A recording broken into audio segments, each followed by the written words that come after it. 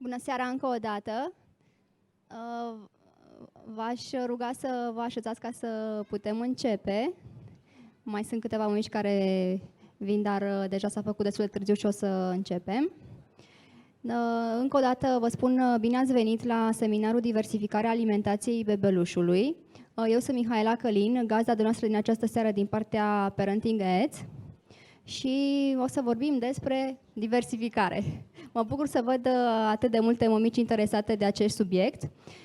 Aș vrea să spun că diversificarea este un moment foarte important atât în viața bebelușului noastră, dar și în viața părinților. Acum bebe deprinde obiceiuri alimentare, acum îi se dezvoltă interesul pentru gusturi și texturi noi, dar asta nu e tot. Dacă gestionați foarte bine această perioadă, el își va forma obiceiuri alimentare corecte pentru toată viața.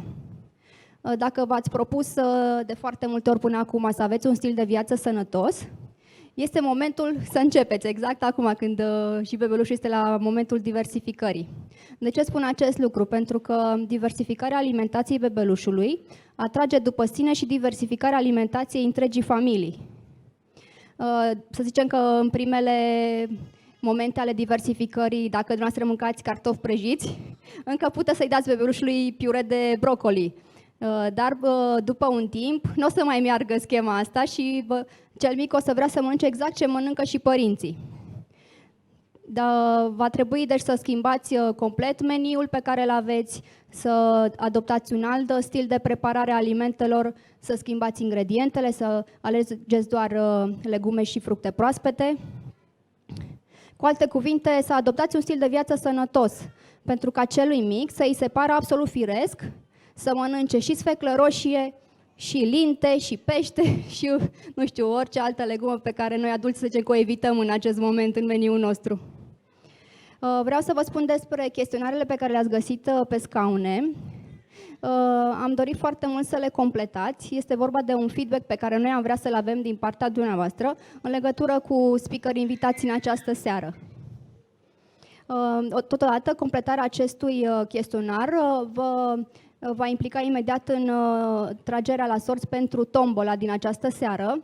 Voi spune imediat și în ce constă tombola. Sunt câteva premii. E vorba de un blender oferit de Heiner, un steamer oferit de Heiner, un centru de activități pentru bebeluși oferit de Social Moms și Clubul Bebelușilor. Și acestea sunt cele 3 premii care le vom extrage la final după ce colegele mele vor strânge de la noastră aceste chestionare. Deci la sfârșit vă rog să le completați și să le putem extrage. Ok, o să trec așa puțin în viteză la prezentarea speakerilor în această seară. Vom începe și cu ordinea în care vor intra.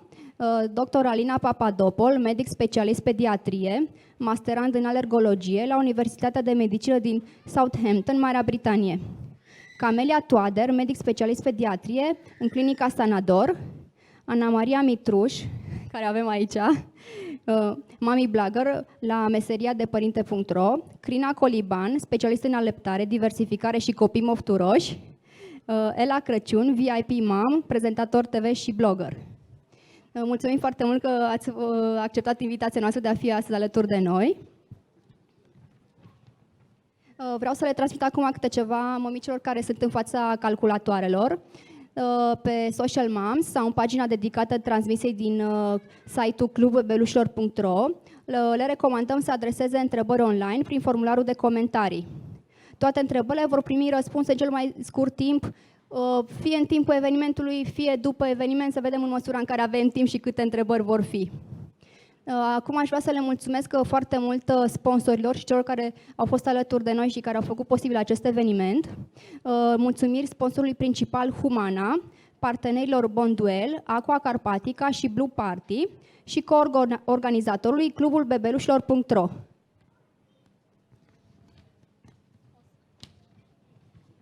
O să mergem chiar la prima invitată în această seară, dr. Alina Papadopol, o chem alături de mine. Mulțumesc, Alina. Când este momentul să începem diversificarea? Care sunt principiile diversificării? Ce alimente sunt interzise până la vârsta de 2 ani? La toate aceste întrebări și nu numai va încerca să răspundă doamna doctor. Succes! Mulțumesc, bună seara!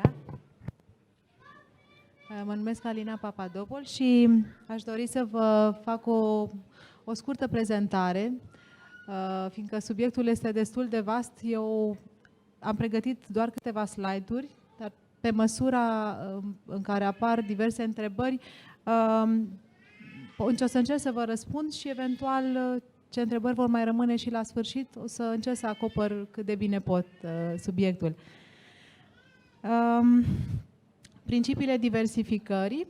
O să încerc să răspund la principalele 3 întrebări legate de diversificare. De ce facem diversificarea, când facem diversificarea și în ce mod, cum trebuie să procedăm. Prima întrebare, de ce introducem și alte alimente în afară de lapte? Pentru că bebelușul are nevoie, odată din punct de vedere nutrițional, de un aport energetic într-o formă mai solidă, în momentul în care laptele singur nu mai satisface creșterea și în același timp are nevoie să se dezvolte. Bebelușii au ocazia să se hrănească într-un mod diferit decât adultul. Vor experimenta în acest fel gusturi și texturi noi, dar important este să fie pregătiți și o să încerc să vă spun ce înseamnă acest lucru.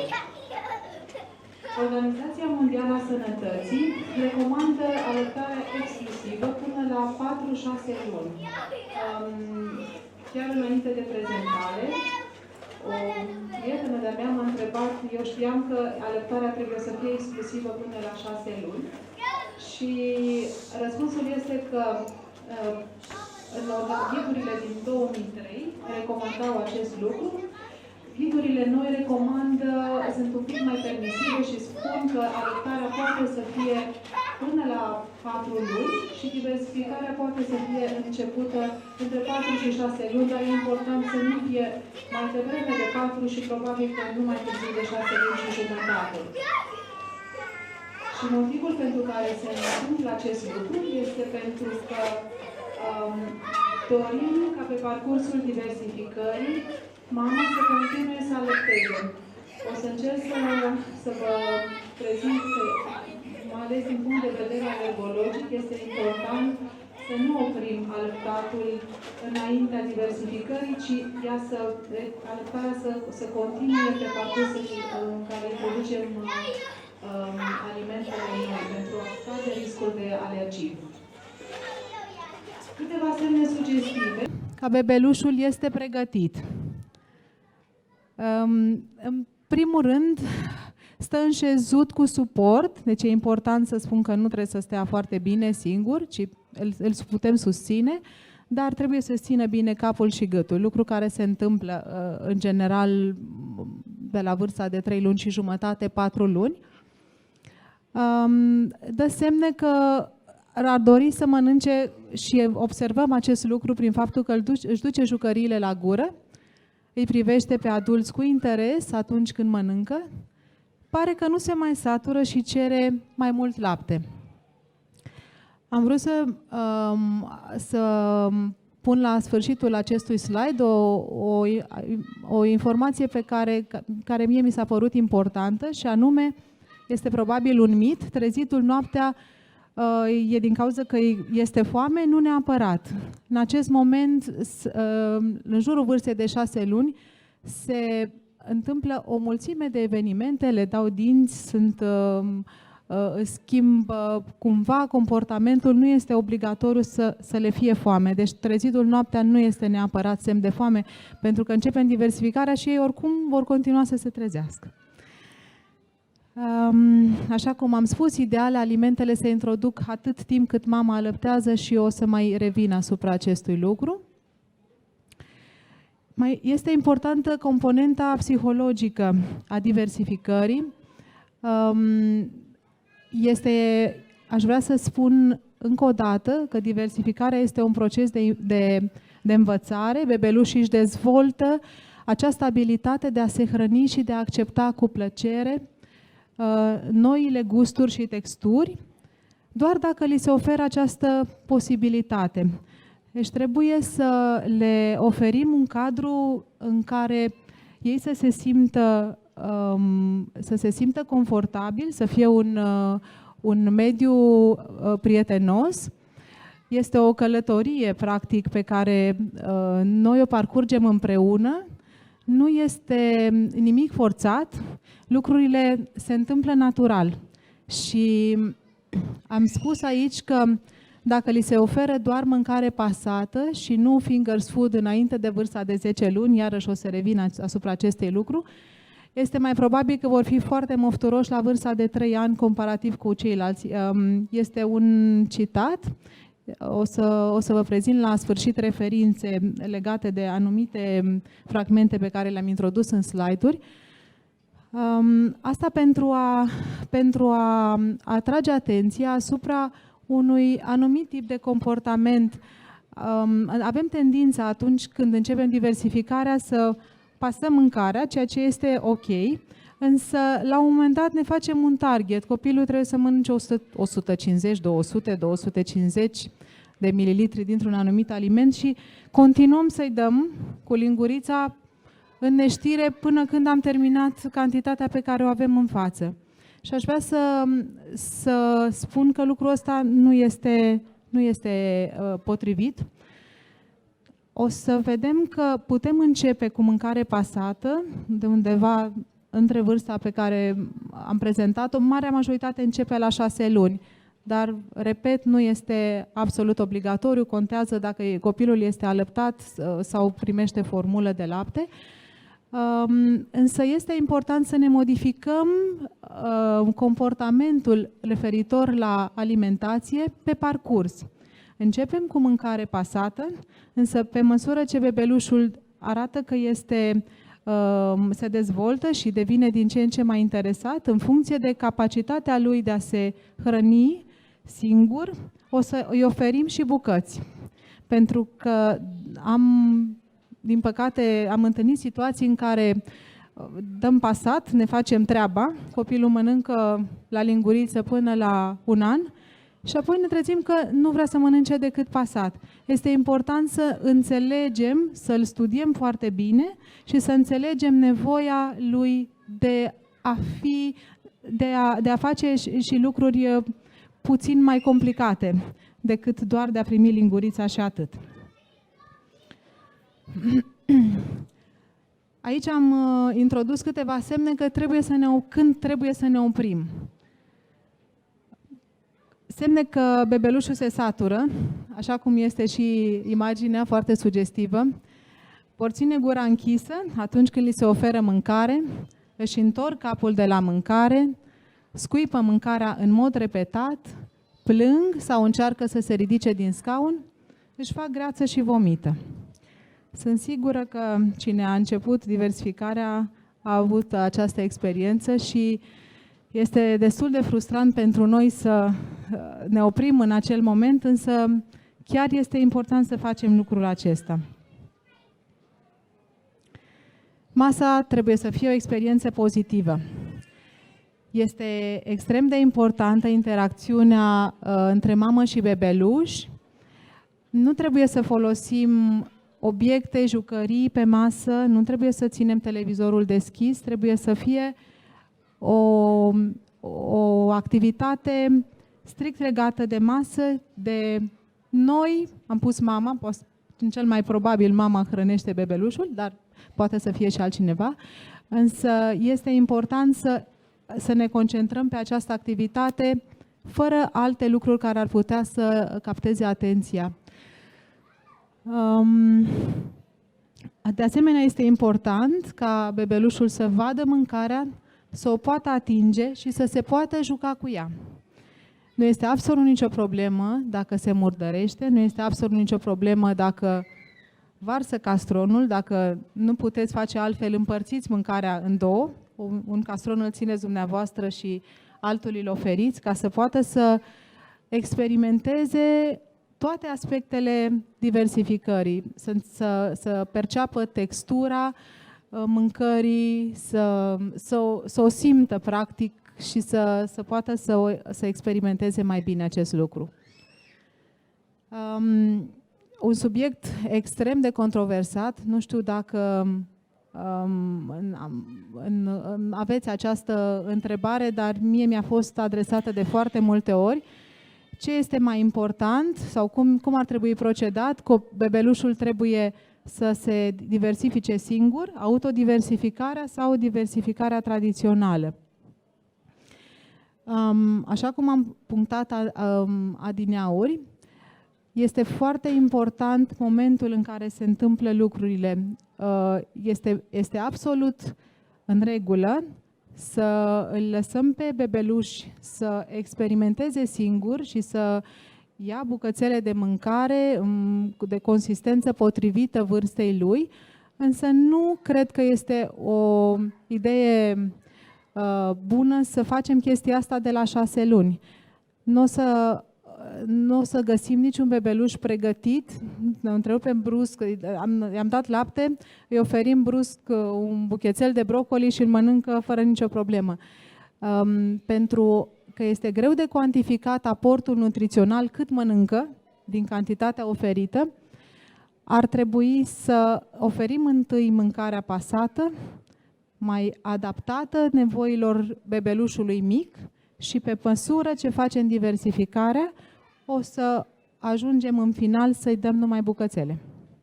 Și lucrul ăsta se întâmplă destul de repede, însă nu de la început.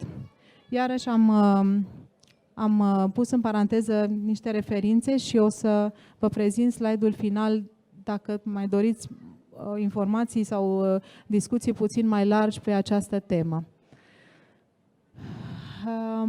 Diversificarea din nou între 4 și 6 luni, dar nu mai devreme de 4 luni. Se începe treptat.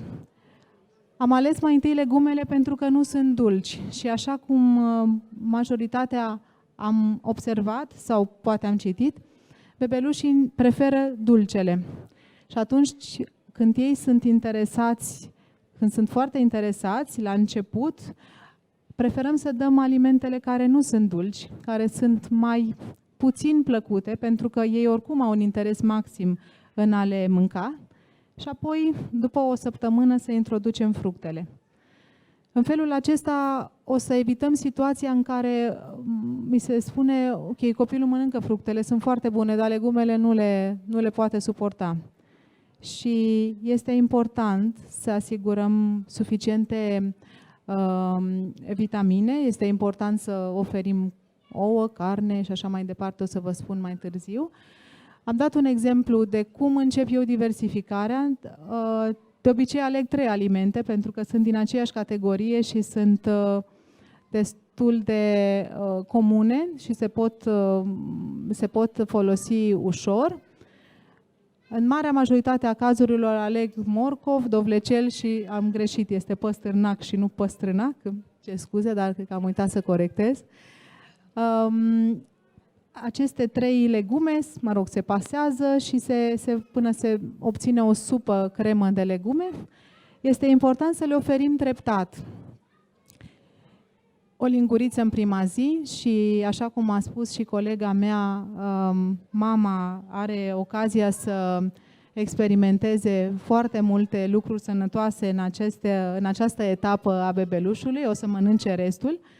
A doua zi facem o nouă mâncărică, începem cu o cantitate puțin mai mare și creștem treptat, inițial în primele 3 zile ușor mai lent, pentru ca să ne asigurăm că n-au apărut nicio reacție alergică. De obicei se declanșează în primele 72 de ore și se oprește de la sine. Apare un mecanism de autoreglare, dar nu e important să vă spun despre chestia asta acum. Și apoi încurajăm, creștem la 40, 60, 100, 150 de mililitri în funcție de greutatea copilului și de cât este dispus să mănânce. Și important este că după fiecare linguriță din noile alimente o să completăm cu lapte matern sau formulă în funcție de cum a primit copilul până la această vârstă. Însă pentru mamele care alăptează, esențial este să continuăm alăptarea de-a lungul diversificării. După o săptămână, poate să fie și 4-5 zile, dacă să aveți o idee puțin mai clară, Începem fructele. Ele sunt dulci. Și aici am dat câteva exemple. Depinde foarte mult de anotimp. M-am gândit la pară, măr, mango, banană pentru această perioadă a anului, în care nu avem o varietate foarte mare de fructe și legume avem, dar fructe mai puțin. Alegem un alt moment al zilei, de exemplu dimineața, la ora 10, fac eu, dar este destul de relativă această oră, care începem tot așa, cu o linguriță, în prima zi, lapte în completare, 2 lingurițe, 3 lingurițe și introducem pe rând, la fiecare 4 zile, un nou fruct. Apoi introducem cerealele. Cerealele, inițial, recomandările sunt să introducem produse care să fie ușor digerabile, de exemplu cereale fără gluten, pe care îl putem introduce treptat în jurul vârstei de 8 luni. Există diverse controverse în jurul acestui subiect, alții introduc de la 6, alții preferă să introducă glutenul puțin mai târziu. Am stabilit această vârstă pentru că, din punct de vedere nutrițional, copilul ar trebui să fie destul de bine dezvoltat până la această vârstă și dacă există susceptibilitate genetică, predispoziție genetică pentru intoleranță la gluten, practic pornim de la un moment în care bebelușul e destul de dezvoltat din punct de vedere nutrițional încât îl putem recupera mai ușor dacă apar probleme ulterior. Introducem cerealele de obicei seara pentru că au un aport caloric ridicat și oferă o senzație de sațietate pe parcursul nopții. Eu nu le amestec cu fructele, nu le dau de obicei la masa de dimineață pentru că îi satură pe bebeluș repede și de obicei nu mai mănâncă legumele. Alimentele introduse, am dat un exemplu, între 6 și 9 luni, practic avem o alimentație variată, avem legume, avem rădăcinoase, avem cartofi, brocoli, fasole verde, spanac, orez. Fructele, dacă existau controverse legate de potențialul alergizant al anumitor fructe, aș vrea să vă spun că acest lucru nu mai este de actualitate, pentru că s-a dovedit următorul aspect, și anume expunerea precoce la fructe cu potențial alergizant este asociată cu un risc mai mic de a dezvolta alergii pe viitor. Când am început eu să studiez pediatria, de obicei erau niște reguli foarte clare, anumite alimente trebuiau introduse după 2 ani, altele după 3, altele după 4. Lucrul acesta nu mai este de actualitate și, dimpotrivă, trebuie, mai ales dacă vorbim de un copil provenit dintr-o familie în care ambii părinți sunt alergici, este cu atât mai important să îl expunem precoce. Oricum, el a fost expus in utero, în momentul în care mama a fost însărcinată, am mâncat din toate, nu cred că e nimeni care face excludere doar preventiv și nici nu este o practică sănătoasă, deci a fost deja expus la toate aceste lucruri și noi o să întreținem asta pe parcursul diversificării.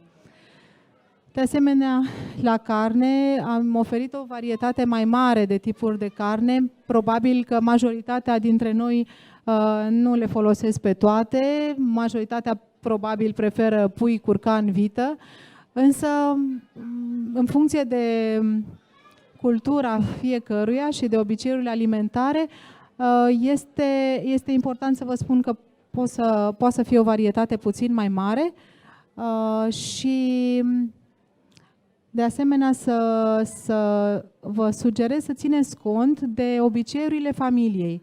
Copilul are niște principii de diversificare, însă Dacă părinții mănâncă în principiu anumite tipuri de alimente, aici n-am discutat, dar dacă sunt întrebări pe tema asta, o să vă răspund cu mare plăcere, inclusiv profilul vegetarian.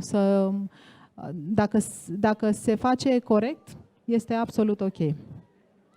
De asemenea, pește se introduce de vreme, undeva spre 9 luni, se poate și la 6, dar avem destule lucruri de făcut până în acest moment. Deci așa arată o masă a unui bebeluș de 6-9 luni, mănâncă lapte dimineața, să zicem undeva la ora 10 fructe, undeva la prânz legume, la 1 să zicem legume cu carne sau cu pește. Apoi mai are o masă eventual de iaurt, nu l-am introdus aici, sau de fructe, cereale seara, în jur de ora 7, și apoi este alăptat sau primește formulă și face nani.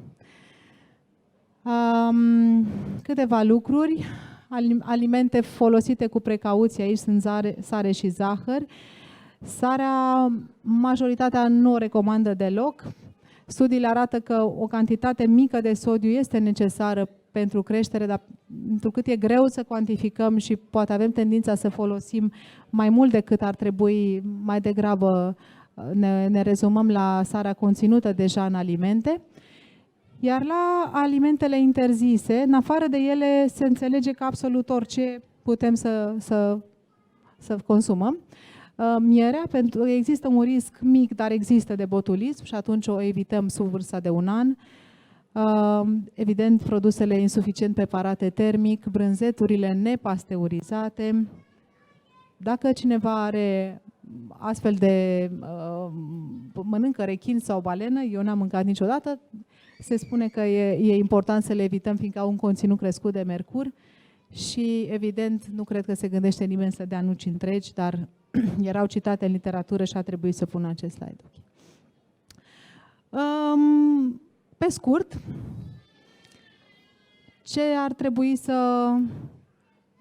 care ar trebui să fie ideile principale pe care sper să le fi atins aici, este că alimentele trebuie introduse pe rând atunci când bebelușul este pregătit și nu mai devreme, că expunerea precoce este asociată cu un risc mai scăzut de alergii alimentare, că bebelușul trebuie să fie încurajat să încerce alimente noi, să fie relaxat și să fie înțeles atunci când nu mai dorește să mănânce și că, evident, diversificarea este un proces complex și de durată și necesită răbdare și perseverență.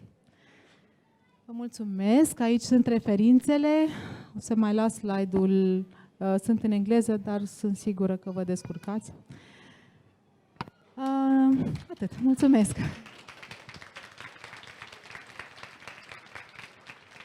Și vă rog să nu uitați de feedback. Când aveți timp să-l completați, aș aprecia. Vă rog, mulțumesc. O precizare, toate întrebările vor fi la final. Ok? Păstrați întrebarea și la final o să fie întrebările. O să mergem mai departe la următorul speaker acum. O chem alături de mine pe doamna dr. Camelia Toader. Diversificarea este un proces ce evoluează în fiecare lună. Probabil că sunt mămici care nu știu când se introduce peștele sau ce fel de pește este permis în primul an. Aflăm în continuare de la doamna dr. Camelia Toader, medic specialist pediatru, care sunt alimentele pe care le putem introduce în fiecare lună a diversificării. Bună seara tuturor! Prezentarea mea de astăzi dorește să fie un model simplu de diversificare pe care să puteți să-l urmați ușor și astfel de model îl recomand zilnic aproape. Majoritatea părinților mi-au spus că are sens pentru ei, că e ușor de folosit și poate fi ușor adaptat fiecărui copil. Ce am pregătit în seara aceasta este câte ceva despre piureurile de legume, fructe, cereale, cum au mai fost prezentate și de doamna dr. Papadopoul. Apoi câte ceva cum să adăugăm carne, ou, pește, uleiuri și ceva despre produsele din lapte, iaurt și brânză. Apoi câteva mici secrete care vă garantează un gust bun al mâncării și puțin despre autodiversificare și alimentația vegetariană, care sunt niște alternative de luat în considerare pentru cei care își doresc o astfel de variantă. Eu vreau să vă dau încredere și curaj că diversificarea e simplă și veți reuși. Toți copiii învață să mănânce, nu este chiar atât de complicat. De obicei, găsiți reguli foarte diferite de la un medic la altul sau atunci când citiți diverse cărți sau diverse site-uri. Și asta de obicei vă bulversează. Vreau să vă spun că regulile nu sunt chiar așa de stricte. De fapt, dacă le gândiți bine, sunt doar niște obiceiuri bune pe care le avem toți și dacă nu v-ar spune nimeni niciun fel de regulă, cu siguranță că ați reușit să faceți o diversificare destul de corectă, fără să introduceți multe alimente în același timp și fără să îi dați o cantitate foarte mare din ceva unui copil. De obicei, când aveți reguli care sunt foarte diferite și nu știți ce să faceți și nu aveți pe cine să întrebați, alegeți calea de mijloc. De obicei, calea de mijloc vă oferă o siguranță și cu siguranță că nu veți greși. În general, toți copiii mănâncă cam aceleași alimente și, din fericire, în primul an de viață, jumătate din mese cel puțin rămân de lapte, iar laptele deja îl aveți, e obișnuit cu el. Iar la început chiar procentul de alimente din alimentație pe zi este undeva între 20-30%, astfel încât nu e foarte complicat să faceți lucrul acesta. Și acum să începem. De obicei, începem cu legumele prima dată, la prânz, așa cum s-a mai spus.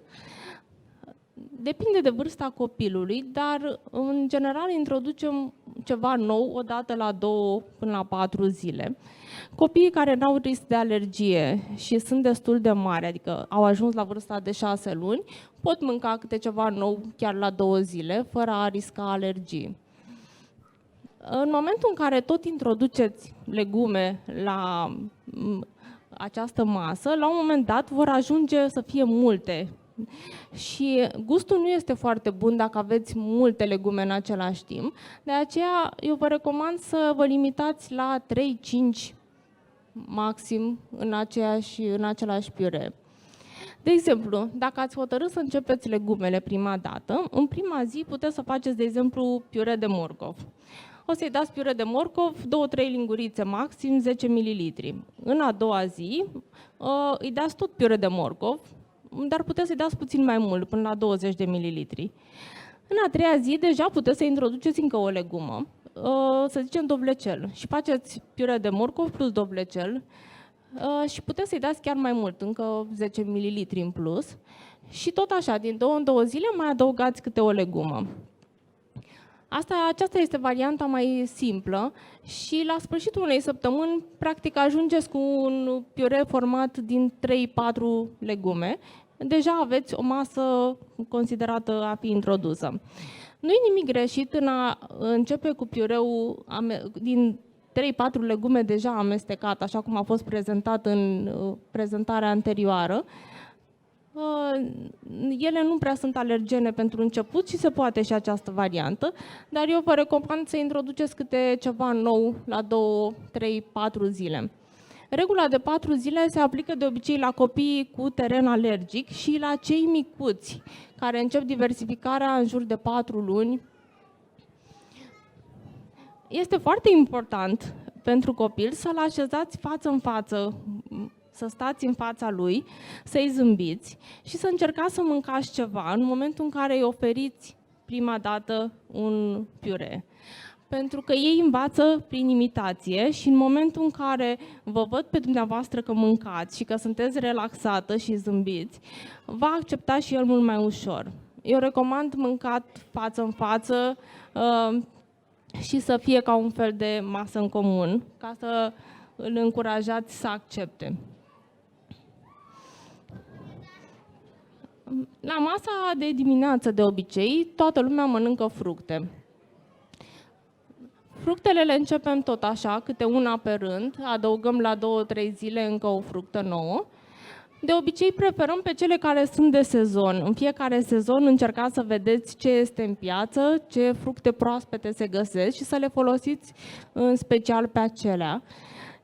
Piureurile combinate la fructe de obicei se fac din 1, 2, 3 maxim, iarăși dacă sunt foarte multe în același piure nu prea au gust bun. Și aici pot fi simple sau se pot adăuga și cereale pentru cine dorește.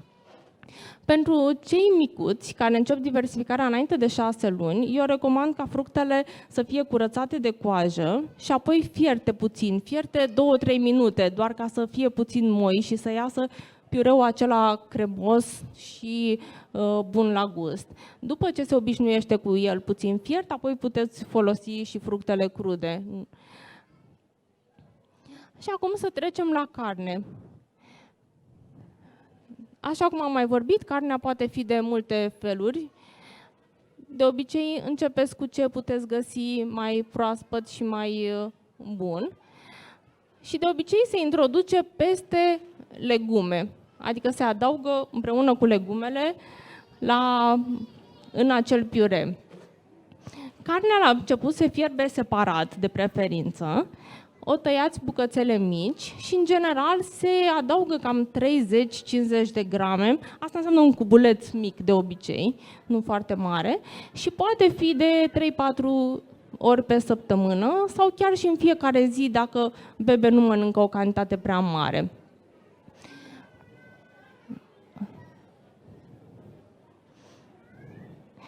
Carnea se poate păstra sau o putem congela după ce o fierbem, bucățele mici, dacă nu aveți posibilitate să fierbeți carne de mai multe ori pe săptămână și dacă aveți un program destul de plin cu multe alte activități. Acum vorbim despre ou. La ou, așa cum știți, de obicei folosim doar gălbenușul la început. Putem folosi ouă de găină, în special, sau și de prepeliță. Fierbeți bine oul, în general cam 10 minute, și apoi luați doar gălbenușul. Dacă sunt cele de găină, cam jumătate de gălbenuș de 3-4 ori pe săptămână, maxim 2 gălbenușuri pe săptămână pentru început. Și îl adăugăm tot la fel în piureul de legume, sfărmat cu furculița sau pasat împreună cu celelalte. În general, la piureul de legume adăugăm și ulei. Asta pentru un plus de energie și pentru gust. La uleiuri aveți o mare varietate de uleiuri vegetale.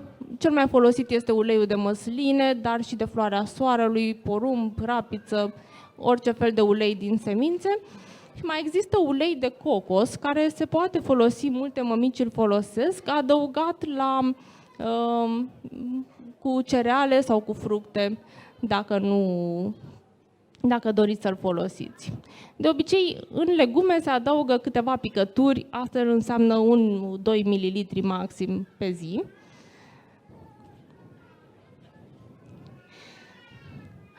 Peștele este foarte sănătos și e bine să-l introduceți în alimentația copiilor. Media este în jur de 9 luni. Aici veți găsi păreri foarte diferite, 1 an, 6 luni, dar cel mai frecvent îl dăm de la 9-10 luni.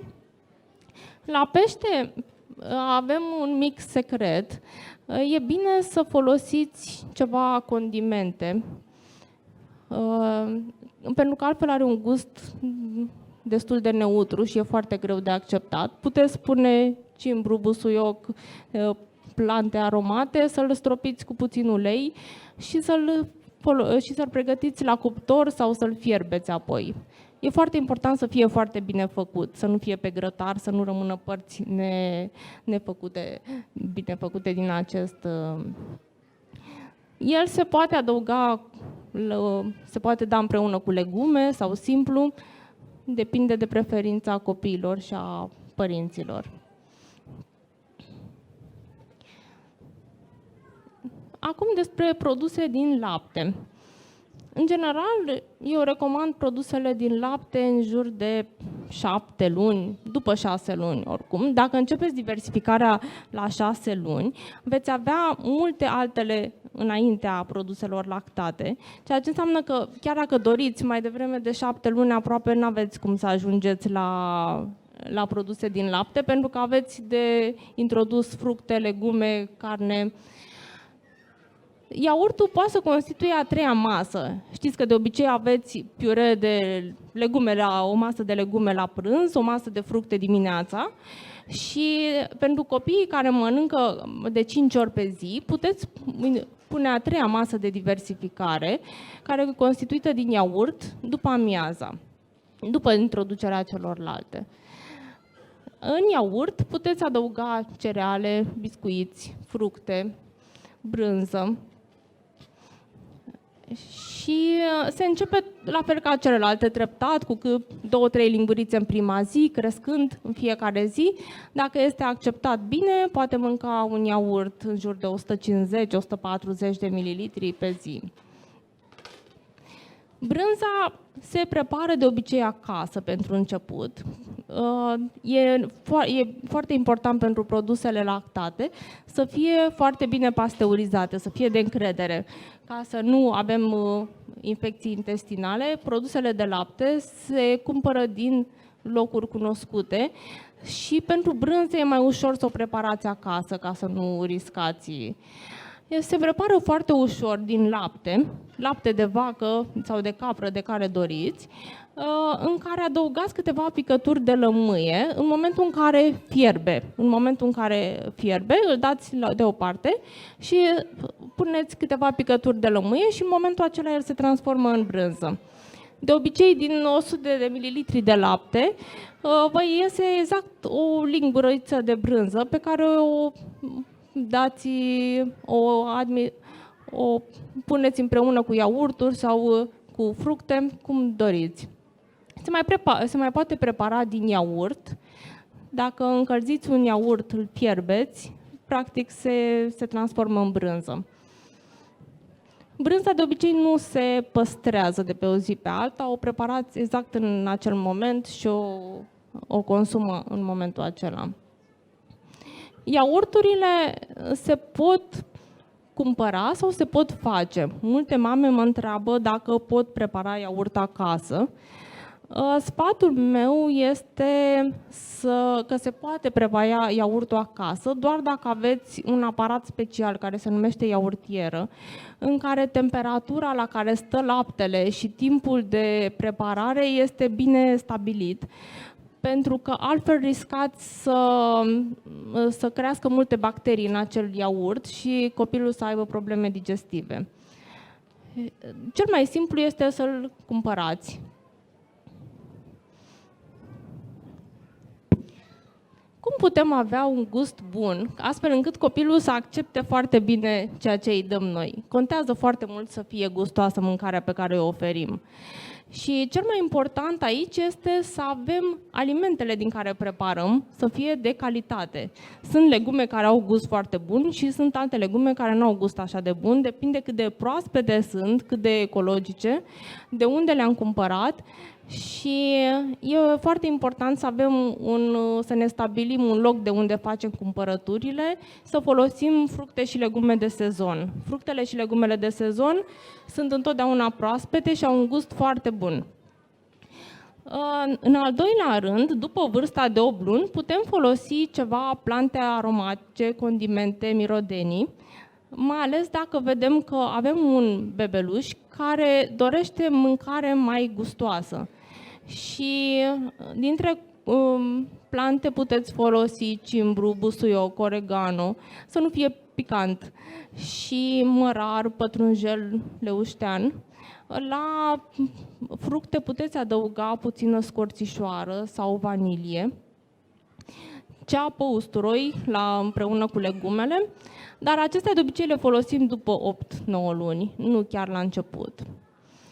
În al treilea rând, pentru copiii mai mari de 8 luni, 8-9, după ce au trecut de prima etapă de piureuri în care adăugați mereu câte ceva nou și practic reușiți să introduceți majoritatea alimentelor, Aici începeți să aveți nevoie de niște rețete bune, de niște rețete pe care alții le-au făcut, le-au verificat, le-au testat, astfel încât să iasă, să fie gustoase. După vârsta aceasta, ei pot mânca mai multe combinații care arată mâncare.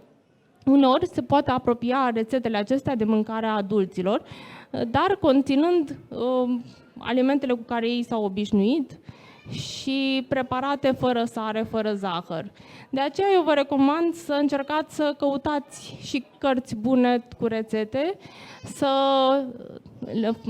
preparați câteva dintre ele, să vedeți ce i-ar place, ce v-ar place și dumneavoastră și să faceți și meniuri după vârsta de 8-9 luni. La sfârșit, câteva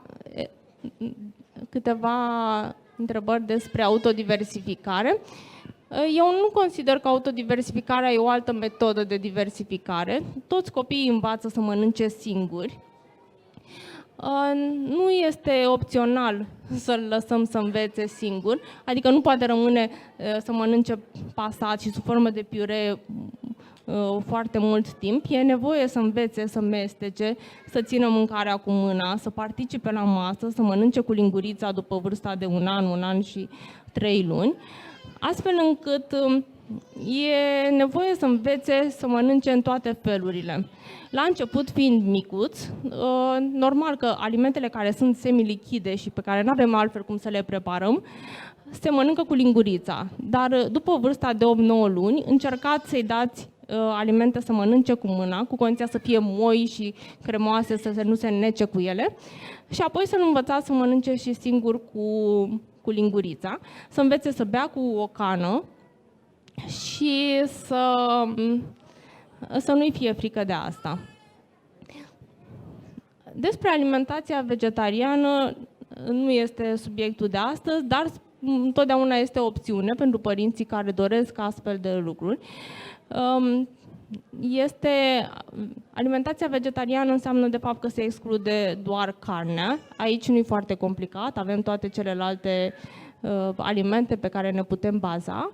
Pentru alimentația vegană, exclusiv vegetală, e nevoie de calcularea nutrienților și de o urmărire mai îndeaproape, de un meniu fixat de către medic și calculat pe proteine și ceilalți nutrienți pentru a nu avea deficite nutriționale. Dar este o opțiune care poate fi sănătoasă dacă este calculată corect.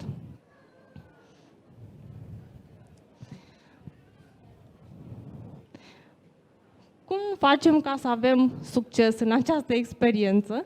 Este să fim întotdeauna cu mult zâmbet pe față, în fața copilului, să nu ne vadă că ne este frică, că avem emoții la începutul diversificării, pentru că ei simt orice, și atunci e bine să ne relaxăm, să le zâmbim, să alegem alimente simple, rețete simple, să nu ne complicăm inutil și să fim foarte flexibili, să acceptăm mai multe variante și mai multe sugestii, să încercăm mai multe lucruri, astfel încât dacă ceva nu merge, să avem alternative. Întotdeauna cereți sfatul când nu vă descurcați și căutați informații, încercați cât mai multe lucruri și nu intrați în panică.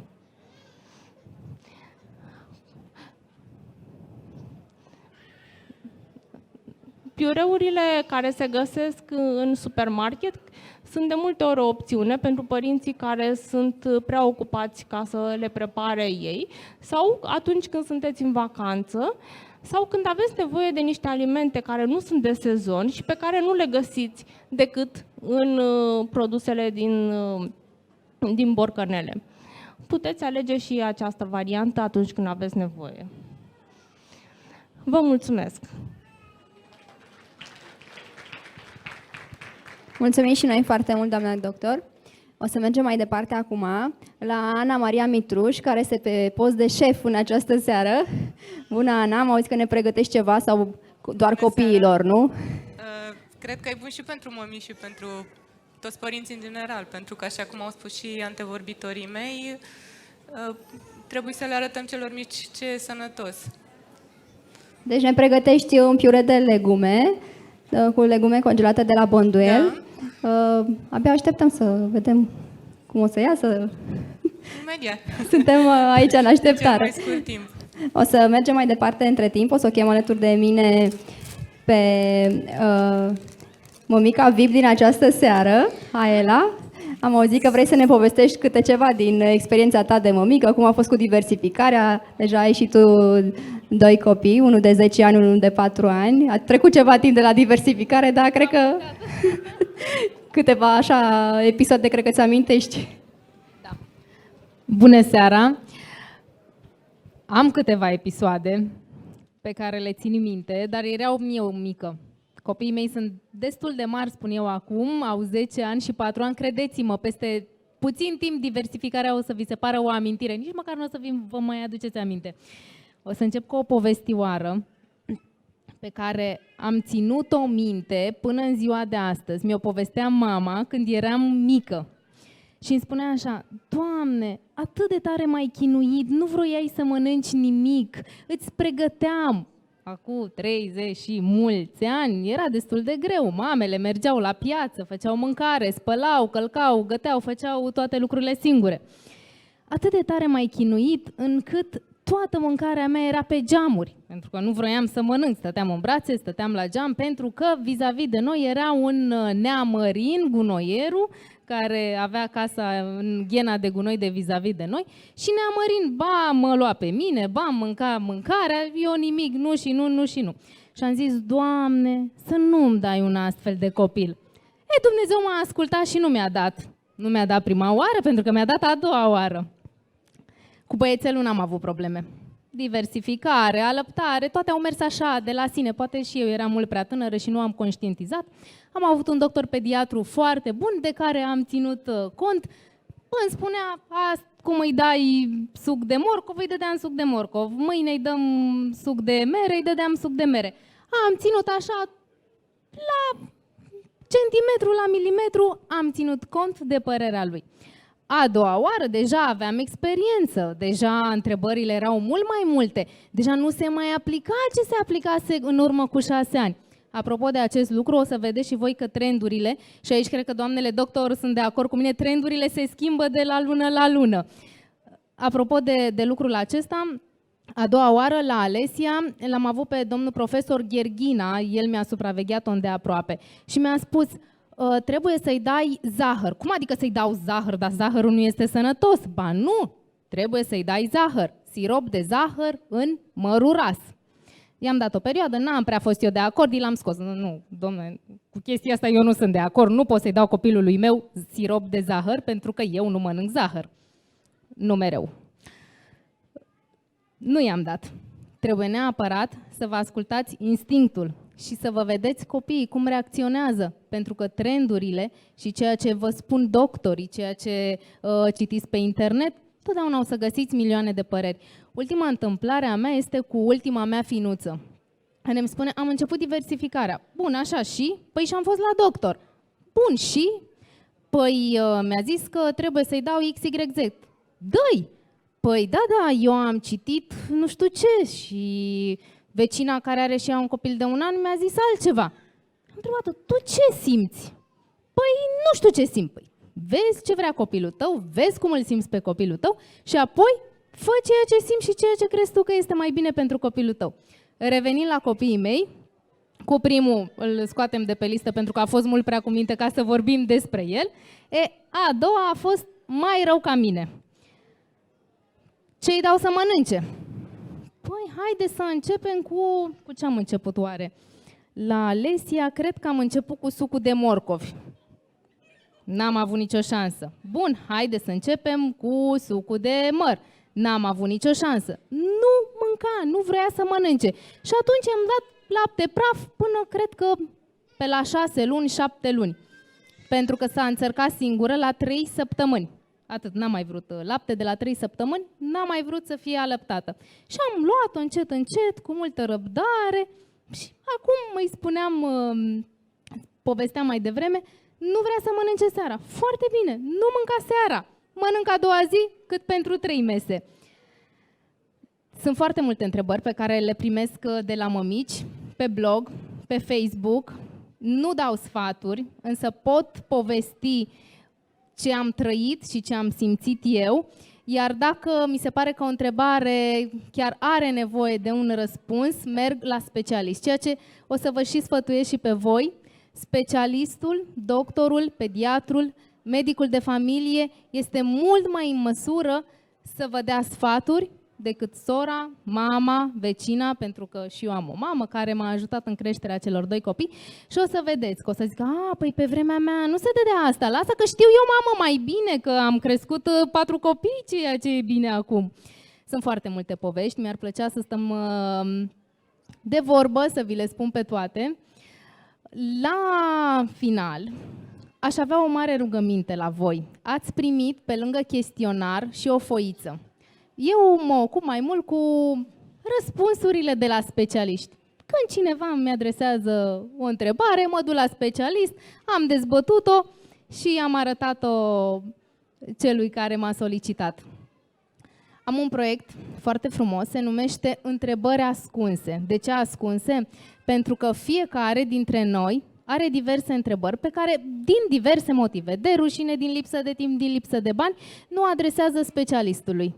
Și atunci vreau să-mi scrieți, nu trebuie să-mi spuneți numele vostru, vreau să-mi spuneți doar întrebarea ascunsă, întrebarea pe care nu ați avut din motivele pe care le-am enumerat mai devreme, cum să o adresați specialistului. Eu vă aștept și pe blogul meu, www.lacrăciun.ro, și pe Facebook, sunt acolo, dacă vreți să mă întrebați ceva la final, cu mare drag. Vă mai spun un singur lucru, ascultați-vă inima și priviți-vă copilul din fața voastră, pentru că el este cel care o să vă dea cele mai multe răspunsuri.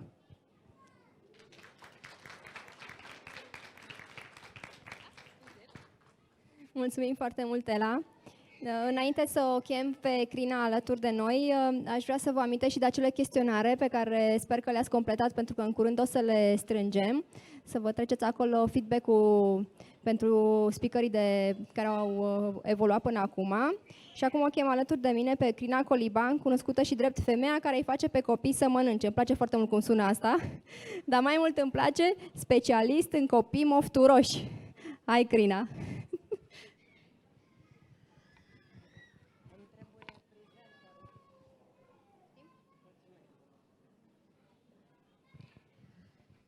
Bună seara!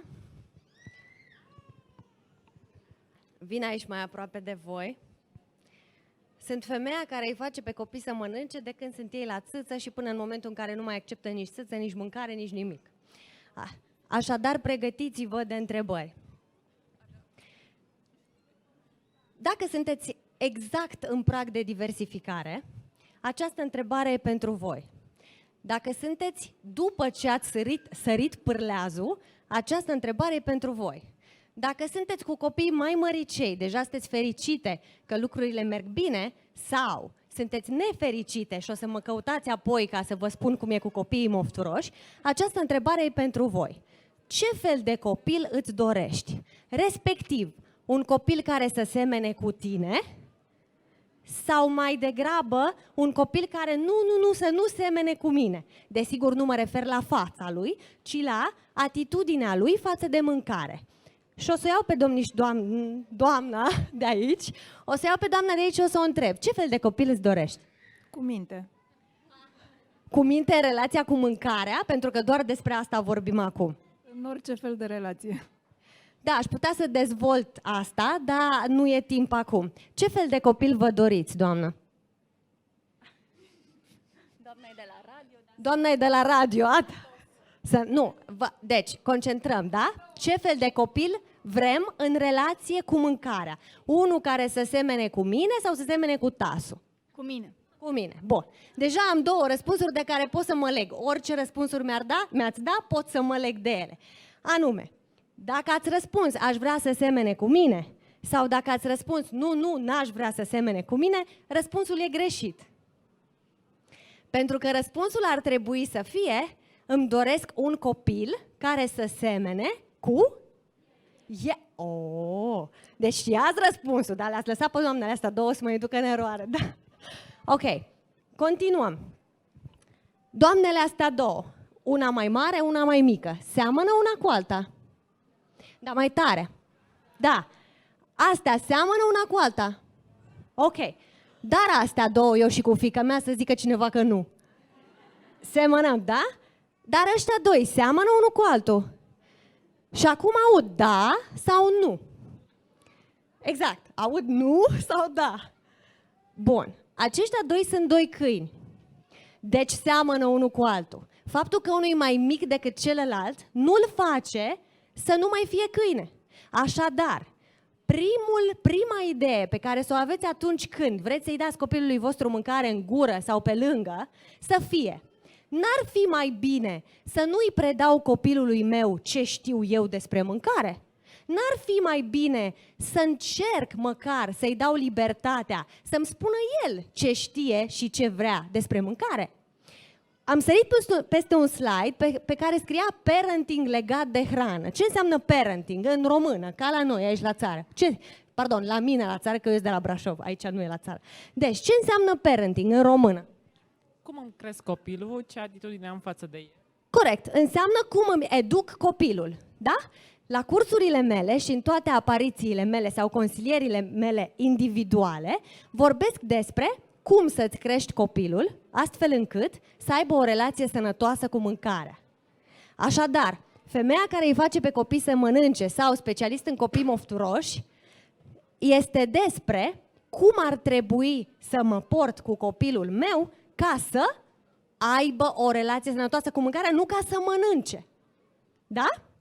Aveți ceva întrebări să-mi puneți până în clipa asta sau ați înțeles despre ce vorbesc până acum? Super, mulțumesc! Desigur că aveți în minte, deși doamnele au vorbit deja despre cum diversifică doamna asta de aici în față, Crina Coliban pe numele ei. Cum diversifică ea? Cu fructe sau cu legume? Cu sucuri sau fără sucuri? Și o să revenim la fiecare dintre slide-urile astea. Pasat sau nepasat? Crina Coliban vă răspunde la întrebarea cum diversific astfel. Puteți să notați. Lăsați pe copii să se bucure de mâncare. Și insist, dacă există ceva ce aș spune să le predați, ca la școală, da? Să le predați copiilor noștri, atunci când vorbim despre mâncare, atunci când suntem în prag de diversificare, aceasta este nu mâncarea. Credeți că există vreo ființă sănătoasă din punct de vedere fizic și emoțional, care să fie cu mâncarea lângă ea și să nu mănânce? Nu, corect? Nu. Ok, deci nu despre mâncare este ceea ce ar trebui să le predea părinții copiilor lor ca moștenire, ci un aspect mult mai savuros, și anume poftă de mâncare. Înțelegeți ce spun? Poftă de mâncare. În momentul în care te pregătești de diversificare, ești pregătită cu o grămadă de aparatură, o grămadă de alimente, o grămadă de tabele, o grămadă de scheme și, în general, o mare anxietate. Și ce vede copilul în momentul în care doresc, cu cât se apropie de 6 luni, ei sunt din ce în ce mai interesați de hrana solidă. Ce vede copilul?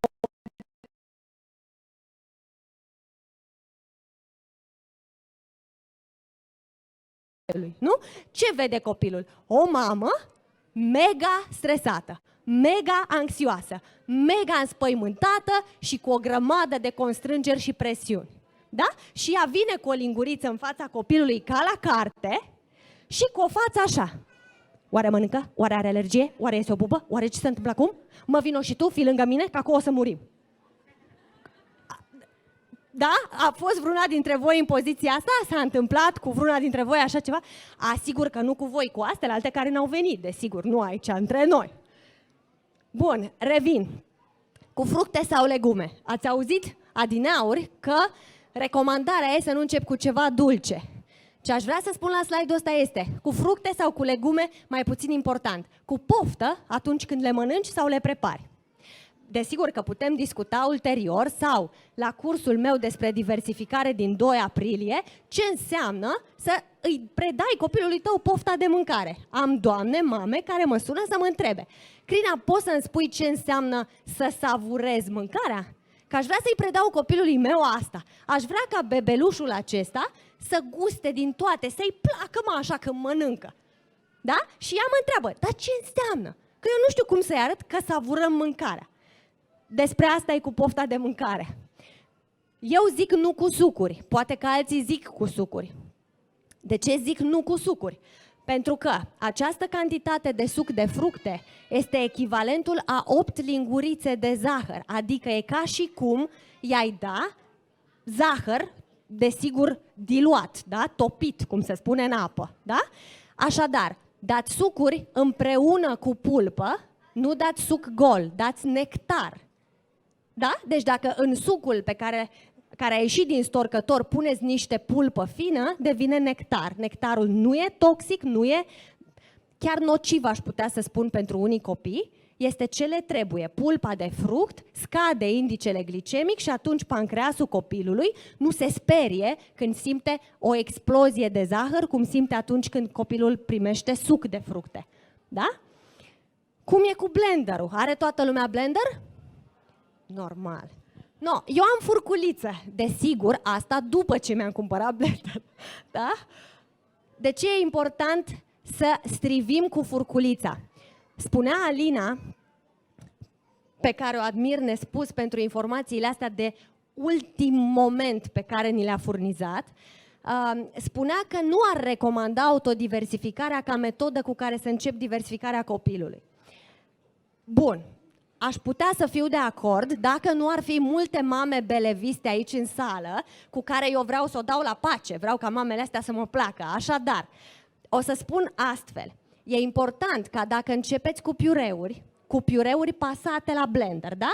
Cu mucilaginoase, cum le zic eu în cursurile mele, e foarte important să strecurați bucățele care reiesc ca urmare a unei striviri cu furculița, de exemplu, astfel încât creierul să primească un mesaj că în gură nu există lapte gros, care-i piureul ăla pasat, să primească mesaj că e altceva decât lapte gros și să genereze instinctul de mestecare, de masticație. Pentru că noi ce ne dorim? Să nu mai sugă. Adică ne dorim să fie om mare. Omul mare mestecă. Iar dacă pierdem momentul ăsta și ținem copilul doar pe piureuri vreo 3 luni, vreo 6 luni, ajungem cum cel mai bătrân copil care mănâncă doar pasat, pe care l-am în cazuistica mea, este un copil de 4 ani. Până la 4 ani a mâncat doar pasat și la 4 ani mama lui m-a căutat pentru că nu se mai poate să-i mai dea pasat. Este singurul copil care la grădiniță vine cu blenderul de acasă ca să-i paseze doamnele orice, că altfel nu mănâncă. Înțelegeți ce important este să nu-l țineți doar cu piureuri? Nici măcar primele 3 luni. Ci să faceți un mix, iar strivitul, iată cum e aici, puțin avocado, puțină banană, puțin gălbenuș, orice copt, moale, se poate strivi cu furculița, îi dă copilului și creierului fix triggerul, fix cârligul ăsta de care are nevoie ca să genereze masticația. Cum simțiți? Ok? Ce spun aici? Vă place? Mai zic sau mă opresc? Cu carnea, acum dacă îmi dă Adelina voie la sfârșit, zic și cu carnea și cu postul și cu tot. Mai zic sau mă opresc? Mai zic. Cât să mănânce? Poza asta am pus-o special pentru că m-am dus într-o zi la... Eu mă duc la oameni acasă, da? Deci când cineva are o problemă cu copilul, mă cheamă acasă. Și eu abia aștept ca să-i văd pe oameni cum stau la masă, nu? Cum mănâncă împreună, nu? Da? Cum se distrează la masă, nu? Ok, și mă duc acasă și doamna îl roagă pe bărbat. Dragă, poți să te duci să aduci 150 de grame de piure, nu știu de care, ca să punem aici să-i arătăm doamnei Crina cum nu mănâncă fetița? Domnul merge și se întoarce cu o cană gradată. Doamna ia cana, se uită în lumină și zice: ai mă, ce naiba, am zis 150, măi băiatule. Omul cu spume, că mă vede și doamna Crina cum mă face asta de panoramă, se duce înapoi, vine din nou cu cana gradată. Doamna în lumină. Băi, e incredibil, mă, nu poate să pună 150 de grame, băiat. Da, nu este despre asta. De ce? Pentru că ce mesaj a primit în momentul ăla copilul? Că mâncarea solidă și mâncarea în general este despre ce? despre stres, nu? Despre părinții ăștia ai mei să ceartă, nu știu ce au pus în cana aia gradată, dar ceva nu e bine, măi frate, cu mâncarea asta. Și când mama în sfârșit a tras la linie câtă mâncare trebuia să fie în asta, de ce râdeți în hohote și cu lacrimi? Mă amuză, e realitatea din viața de zi cu zi, clar. Mulțumesc! Mă distrează asta cu e realitatea, ca și cum eu mi-aș permite să vin aici și să zic niște goange. Da. Mai ziceți un pic, vă rog, mai tare. Suntem conștienți, dar din păcate în continuu repetăm aceleași greșeli, că suntem conștienți de ele, clar. Bun, vă rog să o aplaude toată lumea pe doamna, pentru că a fost singura care a avut curaj să spună că face greșeli. Da. Mai e cineva care face greșeli? Numai doamna din față. Mai e și una în spate. În rest, uite-le pe toate cum n-au făcut greșeli niciodată. Așa, bun, deci, cu cana gradată. Nu e despre asta, ci e despre asta. Ce înseamnă asta? Am mame care mă sună, mame de mofturoși și spun: Crina, copilul ăsta face așa de câte ori îi dau să mănânce. Nu o vedeți, dar merge în 4 labe în fugă. Copilul meu nu mănâncă decât 3 lingurițe și alea cu un circ și după aceea nu-l mai prind. Fă-mi semn ca să nu țin doamnele, da? Te rog. Bun, răspunsul meu este acesta. Dacă omulețul nu-l prinzi pe omuleț decât pentru 3 linguri de mâncare, atunci preocupă-te ca în cele 3 linguri de mâncare să fie o mâncare super nutritivă și sănătoasă. Ați auzit despre superalimente? Da? Poate cineva să-mi dea un exemplu rapid de ce înseamnă superalimente? Avocado, roșcove... Ok, am înțeles? Da, zi tare. Quinoa, super, quinoa voiam și eu. Bun, deci, dacă tot nu stă decât 3 secunde pentru 3 lingurițe, păi atunci îi dau măr cu biscuite? Sau mai bine îi dau 3 linguri de quinoa și peste o oră sau 2 sau 3 îi mai dau și 3 de avocado și gata, hai du-te afară pe bătătură. Înțelegeți care e diferența între cât și ce? Așadar, din nou, la cursuri vorbesc despre să ne preocupe ce mănâncă, mult mai mult decât cantitatea pe care o mănâncă. S-a băgat sub masă.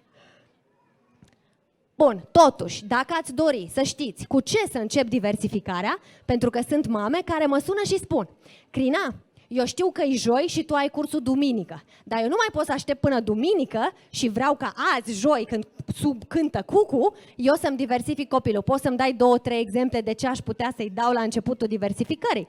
Și ziceam despre superalimente. Așadar, decât să-i dai o linguriță de morcov, mai bine dai o linguriță de cartof dulce sau de bostan, ăsta e dovleac plăcintar, da? Ne prindem de ce? N-am cum să intru în detalii acum, dar ne prindem de ce? În primul rând că morcovul fiert constipă al naibii și copilul săracul a scăpat. A plecat de la țâță ca să zburde în grădina raiului și primul lucru pe care îl dă mama este niște morcov fiert ca să nu se mai cace vreo 3 zile. Da? Deci ce-ar fi mai bine să-i dăm această variantă? Și aveți mai departe niște recomandări, dacă le vreți bine, dacă nu, griși cu lapte, sigur nu. Ok? Cum să mănânce copilul când începem diversificarea și după? Săracul s-a făcut în șarf când a venit slide-ul ăsta. Așadar, cum să mănânce copilul? Așa? Cam așa mănâncă un copil când te duci prima oară cu, cum zic eu, mucilaginosul de păstârnel. Știu că se cheamă păstârnac, dar e celebra triadă. Morcov, pătrunjel, păstârnel. Da, deci, cam așa, nu? Sau cam așa. Ce zice copilul ăsta?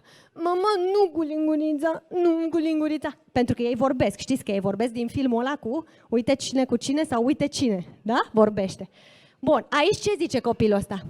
Mama nu înțelege că nu vreau cu lingurița, da?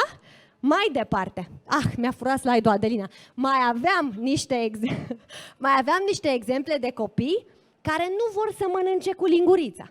Dar cum să mănânce?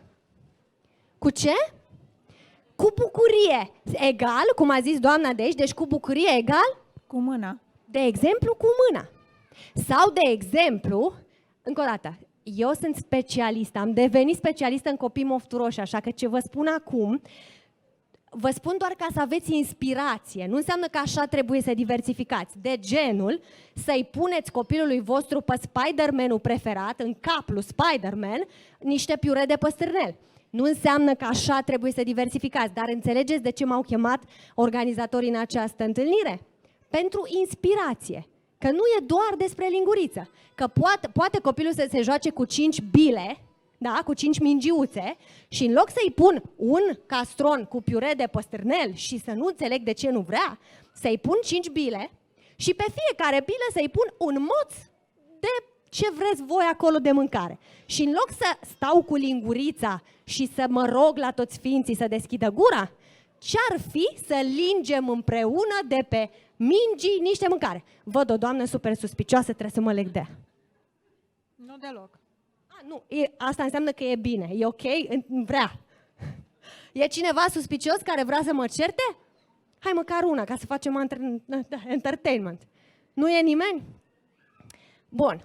Despre murdărie, cred că a mai zis și Alina, nu? Ai zis că Doctor! Dacă și doctori au ajuns să spună să-i lăsăm pe copii să se murdărească, înseamnă că au găsit unii un rost în treaba asta cu murdăria. Ori, dacă vreți distracție, bărbaților, ei, nu pot să cred că nu se uită la mine niciun bărbat. Mulțumesc, m-a salvat un domn. Soțul cui? Nu, nu-i soțul meu. Așa, bărbați, vreau să faceți un exercițiu diseară cu doamnele voastre, în cazul în care doamnele sunt anxioase în relație cu mâncarea copilului. Deci, dacă aveți una nervoasă, stresată, iar mâncăm, iar ne certăm, iar strângem de pe jos, genul ăla, e vreunul în sală care are o soție mai necăjită acum cu mâncarea copilului? Faceți un semn discret ca să nu vă vadă doamna. Ok, am văzut câțiva care au făcut un semn discret. Domnilor, vă rog să faceți diseară următorul exercițiu cu soția. Să vă așezați la masă împreună, doamna să aibă un castronaș, eventual ăla în care mănâncă bebelușul vostru, da? Și voi să-i dați cu lingurița doamnei în gură până termină castronașul. Nu aveți voie să vă opriți. Doi, doamna nu are voie să vorbească. Da? Ok. Ia uite aici. Aici o să fie interesant. Da? Doamna n-are voie să vorbească până nu termină castronașul. În capul domnului va fi, să vezi și tu, iar în capul doamnei va fi, măi, dar stai că n-am terminat, măi, da, e prea mult, măi, acum dai prea puțin, dar stai, măi, nu te grăbi. Înțelegeți? În capul femeii va fi cam jumătate din gândurile care se regăsesc în capul copilului vostru. Și după aceea, domnilor, vă aștept după aia să-mi dați niște flori, niște atenții, că vă mai dau un exercițiu de făcut cu doamnele. Al doilea exercițiu este, după fiecare linguriță băgată în gura doamnei, care nu are voie decât să deschidă gura pentru ca să primească lingurița, da? Deci, doamna deschide gura și voi cu o cârpiță, ce faceți cu cârpița? Domnule? Ce faceți cu cârpița? O ștergem la gură. Exact.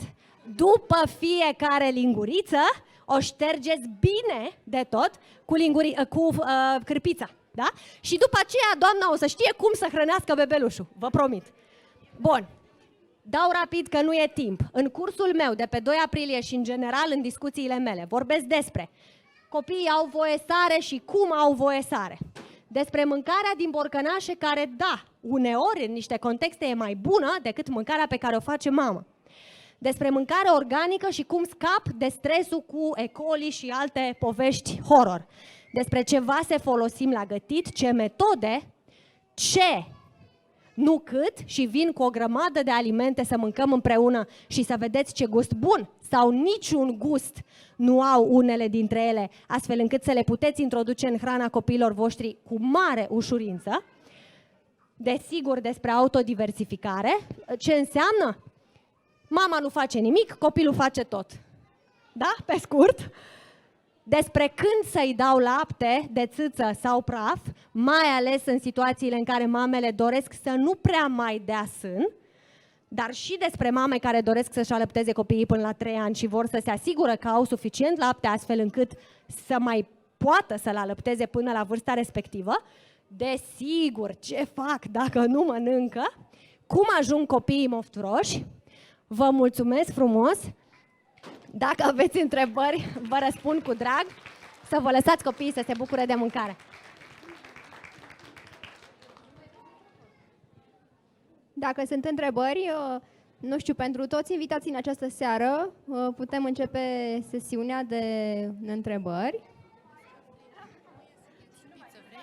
Supă cremă de legume? Îți dau? Să guști. Da, nu te prima.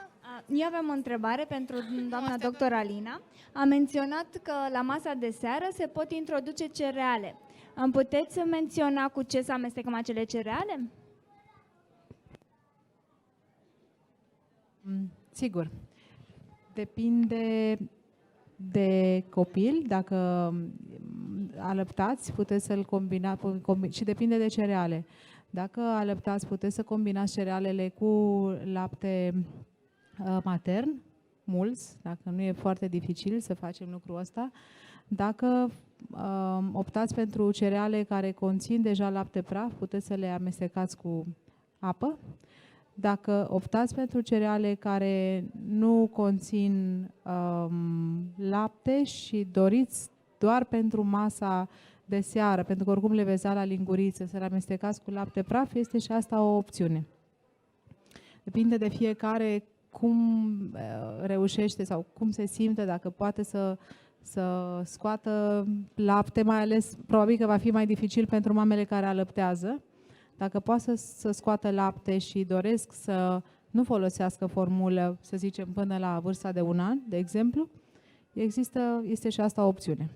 Dar e important să rămâneți cu ideea, cred eu, că ar trebui date la linguriță și nu amestecate în biberon. Da, ca să putem să creștem treptat cantitatea de cereale și ele practic să înlocuiască o masă de lapte.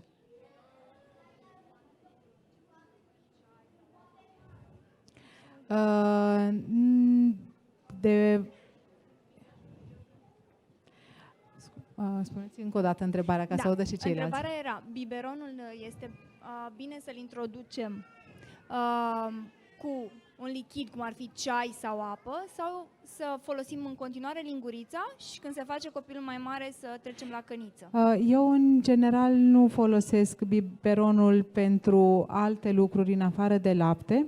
Dacă e vorba de... Pentru că marea majoritate a copiilor pe care îi văd eu sunt alăptați, recunosc că promovez foarte mult acest lucru, dar dacă e vorba de copil care primește formulă din diverse motive, atunci cred că ar trebui, există variante alternative pentru fiecare etapă de vârstă, există așa zisele sticluțe cu cioc sau bicăre, există apoi cu pai sau... Deci, practic, ar trebui folosite produsele disponibile pentru etapa de vârstă respectivă. Ceai eu nu recomand, decât eventual apă și atât. Mulțumesc frumos! Vă rog, mulțumesc! Imediat o să luăm întrebări în continuare. Ana Maria, care pregătește acolo de câteva minute supa crema, a terminat și îi dau cuvântul și pe aia o să invităm mamele să guste. Da, doar în câteva minute, după cum vedeți, am gătit deja 2 feluri de mâncare, al 3-lea este pe foc, dar am zis să facem o introducere așa mică. Am făcut primul mix, îl cheamă For Green Mix, conține dovlecel verde, fasole verde, brocoli și mazăre. Iar cel de-al doilea este Sweet Orange Mix, o culoare portocalie foarte frumoasă, conține dovleac galben, dovleac dulce roșu, morcov și ceapă. Le-am asezonat cu foarte, foarte puțină sare, mai mult pentru noi decât pentru cei mici, puțin piper, tot așa ca să învățăm cu gustul. Și, bineînțeles, dacă vreți, după ce cresc un pic cei mici, mai puneți smântână, cimbru, alte verdețuri, niște mentă și vă invit să le gustați până e gata și cel de-al 3-lea mix, care conține praz, morcov galben și napi. Cred că o să le ducem noi în spate să le aveți mai la îndemână. Sunt niște mixuri foarte noi pe piață, nu știu dacă le-ați văzut, eu nu le-am văzut în magazine, aici a fost prima dată când le-am văzut, dar... sunt gustoase, o să vedeți. Mulțumim foarte mult, Ana Maria. O să încercăm să le împărțim mamelor care vor să încerce această cremă, supă cremă. O să luăm imediat întrebările. Vreau să vă amintesc de chestionare. Dacă sunt completate deja, colegii mele o să înceapă să le strângă. Dacă puteți să le dați fiecare la un capăt ca să le putem strânge mult mai ușor. Ok, continuăm întrebările. Știu că acolo era o întrebare.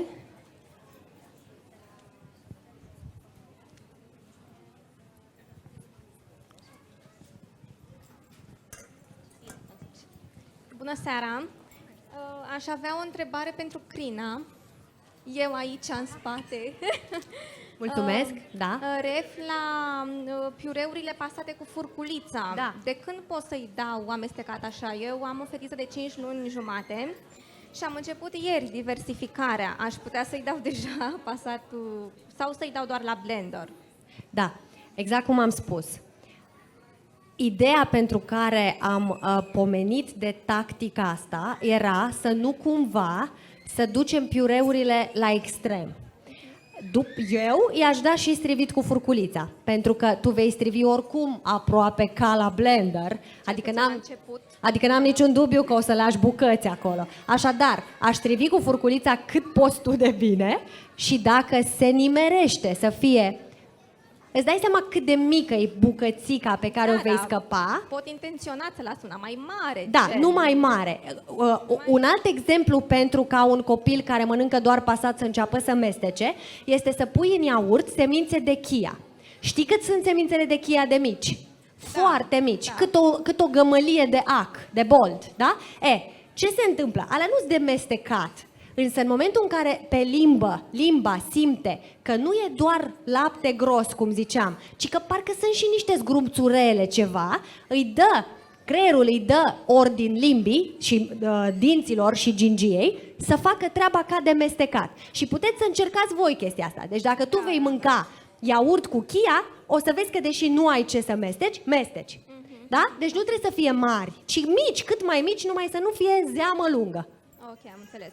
Și aș mai avea încă o întrebare, cred că oricare dintre doamnele de acolo îmi poate răspunde. Cum am spus, suntem la început cu diversificarea și nu pot să zic că a acceptat. Am început cu morcovul. Da. Și nu pot să zic că a acceptat. Cred că n-am mâncat nicio linguriță. Da. Acum ce să fac? Mâine să introduc altă legumă sau să-i dau până când acceptă morcovul totuși și după aia să-i dau altă legumă? Nu Bun. știu. M-ați întrebat pe mine, da? Da. Ca să nu ai un copil mofturos, Așa. te rog, nu-l obliga la morcov, da? Da. Nu-l oblig, dar... Nu, înțeleg, desigur. Nu-l obligi, adică nu-l ții de gură și dai, în sigur. niciun caz. Nu-l obliga în sensul, el ți-a zis, mamă, miroase urât, nu are tocmai un aspect, hai, nu vrei să încercăm cu ceva mai interesant. E foarte important să știți că mirosul contează. Mirosul contează uneori mai mult decât ce vede. Da? Deci da, părerea mea este să încerci cu altceva potrivit cu vârsta, desigur. Da. Ok, bine, mersi frumos. Și eu. Vreau să precizez ceva, scuză-mă. Să nu uitați să puneți câte o întrebare pentru el la Crăciun. Am văzut că acum la chestionare nu s-au strâns și întrebările, ori ați uitat să le completați, ori n-ați primit foi. Dacă aveți nevoie de foi pentru a pune o întrebare către un specialist, o să vă dea Daniela câte o foaie și o să le strângem după aceea și pe acestea. Ok? Mergem mai departe cu întrebările. Bună seara! Fetița mea are tot 5 luni și jumătate, coincidență, și cam în 3 săptămâni, așa mi-am propus să încep autodiversificarea. Întrebarea mea este dacă să am încredere în informațiile pe care le găsesc în cartea despre autodiversificare. Cei drept am citit-o pe cea în română, nu cea în engleză. Pentru oricine vrea să-mi răspundă, pentru că toate sunt, cred că toate sunt în materie să-mi răspundă. Sau cine se pricepe mai mult la autodiversificare.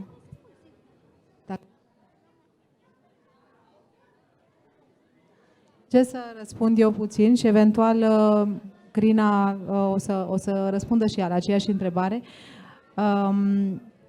Am atins puțin ideea autodiversificării, însă am pus niște referințe acolo, care în general sunt din literatura internațională, dar sunt articole foarte recente legate de acest aspect. Autodiversificarea, sfatul meu este să fie făcută treptat și nu de la bun început. Pentru că eu presupun că o să riscați să introduceți în realitate mai târziu decât are copilul nevoie din punct de vedere nutrițional să primească acele alimente. Nu am spus că nu trebuie făcut asta, dar eu chiar asta discutam cu Crina în pauză. Cred că deglutiția și tot procesul de mestecare se poate foarte bine experimenta atunci când mănânci bucăți. Când copilul coordonează, practic primește bucățele și le duce la gură, mai degrabă decât când îi se oferă cu lingurița. Și practic este etapă după etapă. Inițial primește pasat și poate la o anumită consistență, eu cred că poate să fie puțin mai apoase pentru că trebuie să fie cumva asemănător cu laptele și încet, încet lucrurile se modifică. Atâta timp cât noi urmărim această dinamică, pornim de la mâncare pasată moale, eventual apoasă și apoi creștem consistența, schimbăm forma, oferim și în paralel, să zicem, cu alimentația pasată, oferim bucăți, de exemplu brocoli, care sunt extrem de moi și cu care nu riscăm să se nece, pentru că probabil, din experiența mea, dacă ofer copilului un aliment puțin mai solid și după ce m-am străduit să-i dau totuși să mănânce, că oricum ar fi, oricât de pozitiv aș menține eu această experiență, la sfârșit vomită, fiindcă a mâncat o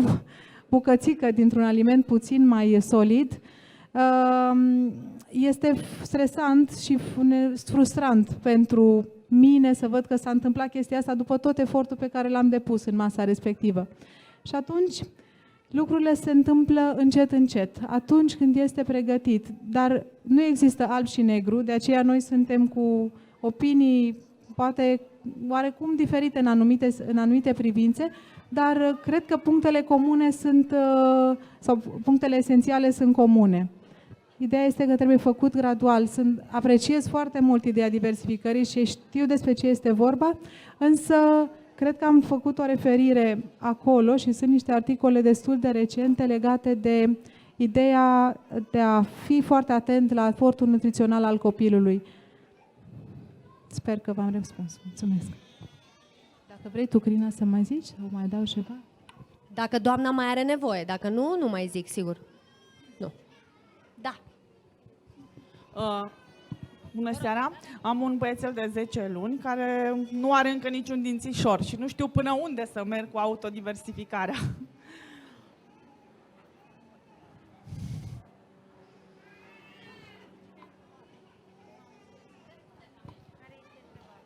Nu se aude? Nu știam pentru cine e întrebarea. Copiii pot să mestece chiar dacă nu au dinți. Reflexul de a amesteca apare la un moment dat și nu are legătură cu dentiția. Cât timp nu îi oferim alimente foarte tari, el se va descurca. Încercați să păstrați o consistență cremoasă, adică să se poată mesteca, chiar și cu gingia, dar nu e o problemă. Mulți copii au dinți abia în jurul vârstei de 1 an.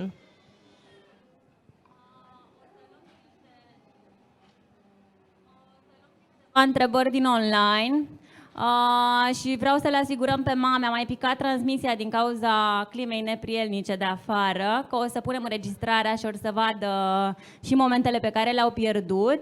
Felicitări speakerilor din partea mamelor și ne întreabă o mamă: copilul meu refuză mâncarea atunci când este bolnav, acceptă doar laptele de la sân. Copilul are 10 luni, ce recomandați?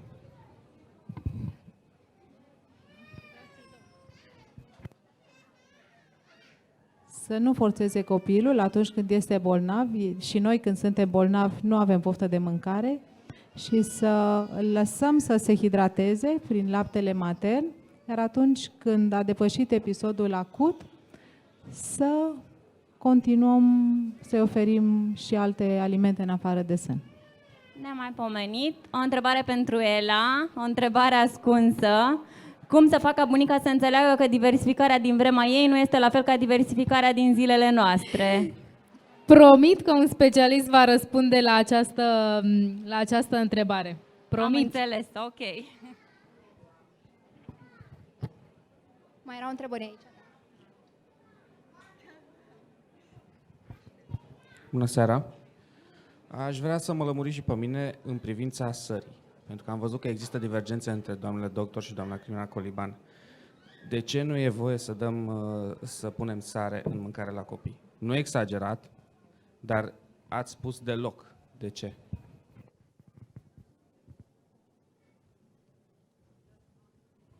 Alo? Da, alo. Da, am probă. O să mă ridic în picioare, că așa e politicos. Nu am spus deloc, am spus că sarea trebuie să fie folosită în cantitate limitată, pentru că sunt studii legate de aportul de sare la sugar și riscul de hipertensiune arterială la adult.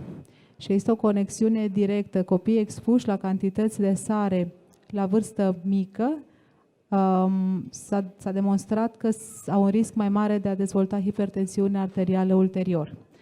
Și în afară de acesta este un exemplu.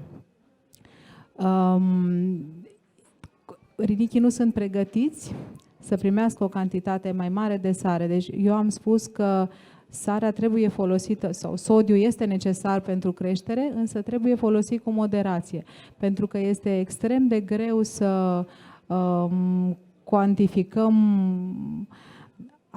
exact, nu o să măsoare nimeni câte grăunțe de sare o să pună. Aș prefera, sub vârsta de 1 an, să ne rezumăm eventual la sarea conținută deja în alimente. Copilul mănâncă diversificat, mănâncă și cereale, există o cantitate de sodiu oricum și este absolut suficient dacă rămânem aici, pentru că trebuie să folosim o informație uniformă pentru toată lumea și este mai safe să ne limităm la o cantitate mai mică sau eventual să nu recomandăm adaosul de sare în alimentație față de ideea de a spune exact un praf de sare. E foarte greu de spus exact ce înseamnă asta, nu? Alții înțeleg mai mult, alții înțeleg mai puțin.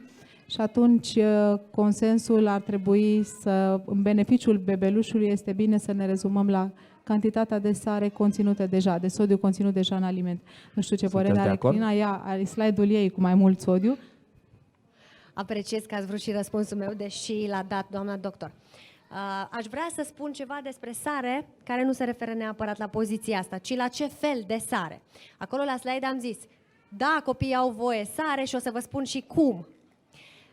Doamna doctor a specificat, copiii până la vârsta de 1 an au voie maxim 1 gram de sare pe zi. Atenție, 2 lucruri importante. Sare nu este egal clorură de sodiu, nu este egal sarea rafinată, iodată, aia pe care o găsiți în supermarket, care este clorură de sodiu pură, curățată, puși antiaglomerant și tot felul de înălbitori. Sarea de care copiii au voie maxim 1 gram de sare pe zi, este sarea de Himalaya sau sarea grunjoasă, sarea de salină românească, nu sarea de mare. Ok? De ce? Pentru că sarea în această formulă despre care am zis, iodată sau de Himalaya, este de fapt un conglomerat de minerale, printre care și natru și clor. Așadar, confirm și susțin ce a zis doamna doctor din punctul ăsta de vedere. Doamnele, mamele, când aud puțină sare, e voie puțină sare sau e voie până la 1 gram de sare pe zi, se poate să aibă tendința să pună mai multă sare decât e voie, nu nevoie. E ok? Mulțumim!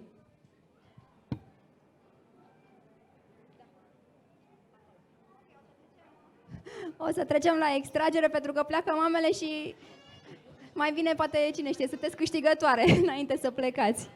Dacă mai sunt întrebări, după ce facem extragerea premiilor, o să rugăm invitații să mai rămână să răspundă întrebărilor. Ok? O să aducem toate chestionarele și o să rugăm invitații, cine vrea să facă extragerea.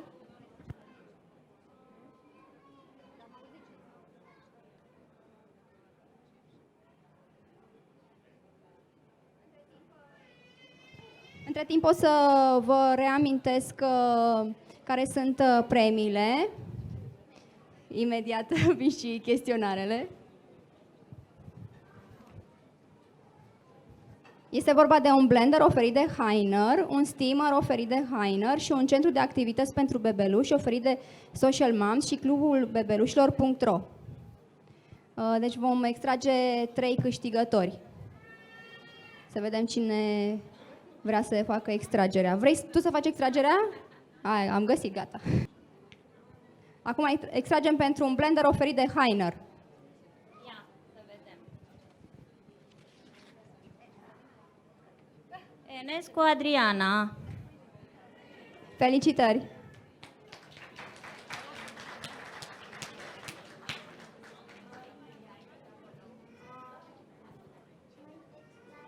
Mai extragem. Acum atragem pentru un steamer oferit de Heiner.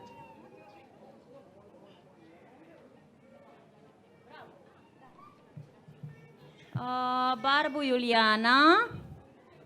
Barbu Iuliana, felicitări! Acum.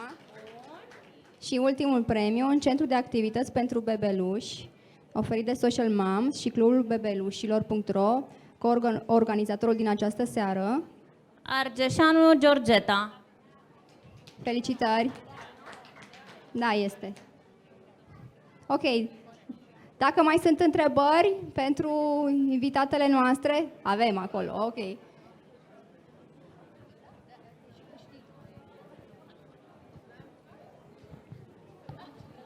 Bună seara, mulțumim de prezentare acum pe final. Un comentariu cu privire la hidratare. Sigur că laptele de mamă are apă suficientă în el și tot ce mixăm are apă. Când îi dăm apă? Mulțumesc. Și cât? Îi putem oferi apă după fiecare masă solidă. Iarăși este important dacă bebelușul e alăptat sau primește formulă. Însă, în general, scopul diversificării este ca să înlocuim masa de sân cu cea de legume, fructe, etc. Și atunci eu încurajez oferirea de apă după masa de solide. Probabil că undeva în jurul de vârstei de 8-9 luni bebelușul o să bea apă. Până atunci, eventual, o să o scuipe. Nu trebuie să insistăm și oferim de fiecare dată câte puțin, cu tipul de sticluță adecvată vârstei lui. Începem din nou. 6 luni, în funcție de tipul de beaker, să zic, nu știu cum să numesc altfel. Tipul de nu e tetină, mă ajut puțin, Camelia? Mă refer la sticluța adecvată vârstei fiecărui bebeluș, are un fel de cioc pentru 4-6 luni și așa mai departe. Deci cănuța respectivă de apă. Deci nu trebuie să avem o fixație legată de ce cantitate bea bebelușul, pentru că iarăși avem bebeluși alăptați, nu știm exact cât iau de la sân, deci nu putem să dăm o cantitate clară de câte lichide trebuie să bea. Oferim și bea atât cât dorește, după fiecare masă. Mult? Mai avem aici o întrebare și cu aceasta... Tot pentru mine? La cât timp după masă? Da, după ce a terminat de mâncat. Atunci când am hotărât că s-a săturat, da, imediat. Bună seara!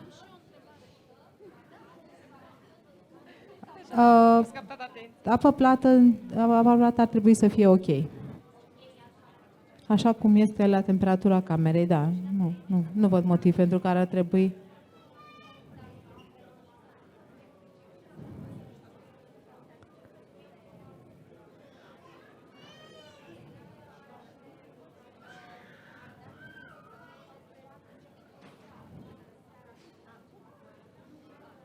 Poate să puneți microfonul ca să fie așa e corect față de ceilalți, să audă ce întrebare.